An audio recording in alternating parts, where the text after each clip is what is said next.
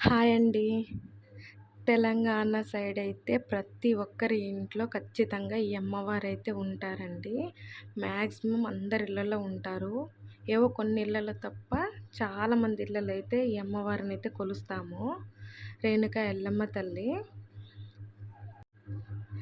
మా సైడ్ అయితే మా ఇంట్లో అయితే మేము ఏ పని మొదలు పెట్టాలనుకున్నా, ఏ పండగలు చేసినా, ఏ శుభకార్యాలైనా ఏమైనా సరే ఫస్ట్ మా ఇంటి దేవత ఎల్లమ్మ తల్లికి పెట్టుకున్నాకే మేము ఏ పనైనా మొదలు పెట్టుకుంటాము.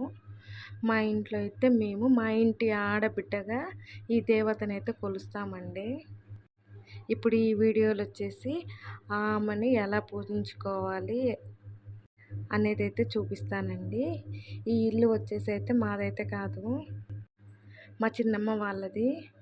పూజ చేయక 1 మంత్ అవుతుంది. అందుకే పూజా గది అయితే ఇలా ఉంది.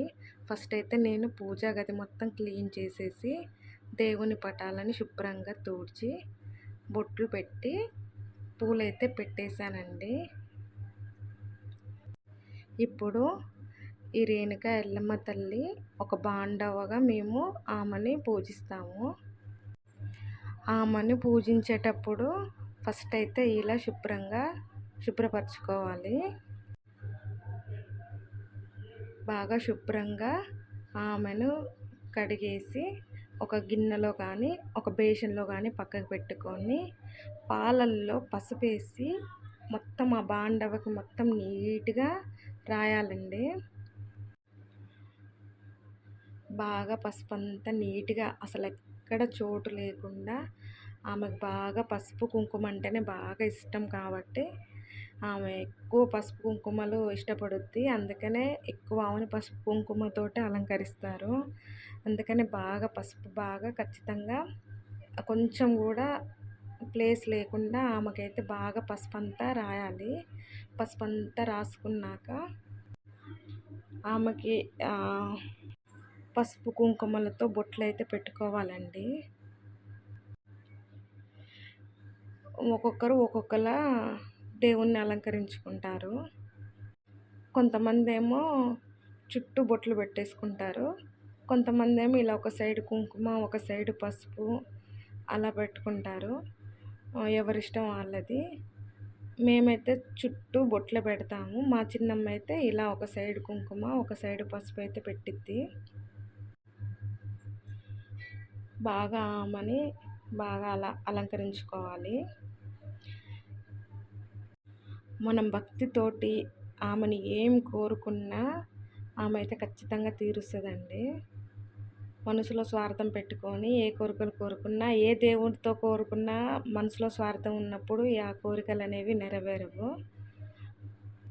ఎప్పుడైనా సరే మనకి మంచి జరగాలని కోరుకోవాలి. ఎదుటివారి మంచి కోరుకోకపోయినా పర్లేదు కానీ వాళ్ళ చెడు అయితే కోరుకోవద్దండి. వాళ్ళ మంచి కోరకపోయినా పర్లేదు కానీ వాళ్ళ చెడు అయితే అసలు కోరుకోవద్దు మనము. మా ఇంటి దేవత మాత్రం మా ఇంటి ఆడపిల్లగా చూస్తాం కాబట్టి మాకు ఏ కష్టాలు వచ్చినా ఆమె దగ్గరికి పోయి చెప్పుకుంటాము. ఆమె అయితే ఖచ్చితంగా నెరవేరుస్తుందండి.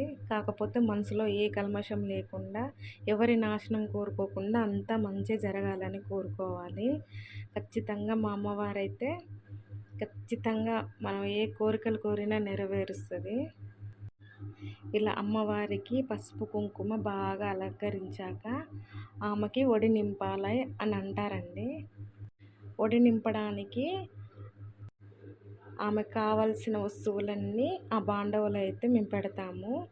అవి గవ్వలు, పసుపు కొమ్ములు, పౌడర్ డబ్బి, చిలకం, కాటుక ఇవన్నీ అయితే ఆమెకైతే ఒడి నింపుతామన్నట్టుగా మేమైతే ఆ బాండవలో అయితే పెడతాము. అలా పెట్టేశాక ఆమెకు బాగా ఇష్టమైన వేపాకైతే ఖచ్చితంగా పెడతామండి. ఆమెకు వేపాకంటే చాలా ఇష్టం అంట. ఖచ్చితంగా వేపాకైతే పెడతాము. వేపాకు పూలు పెట్టేసి కొబ్బరికాయలు గుమ్మడికాయలు కొట్టి నీతిగా నిజాయితీగా కోరుకుంటే ఏ కోరికైనా నెరవేరుతుందండి. అమ్మవారిని అయితే నేనైతే ఇలా అలంకరించాను. ఎలా ఉందో చూసి చెప్పండి. పూజ అయితే ఇలా చేశానండి. ఇది వీడియో వచ్చేసి శ్రీరామనవమి రోజుదండి. మా ఇంటి దేవతని ఎలా అలంకరించాను ప్లీజ్ లైక్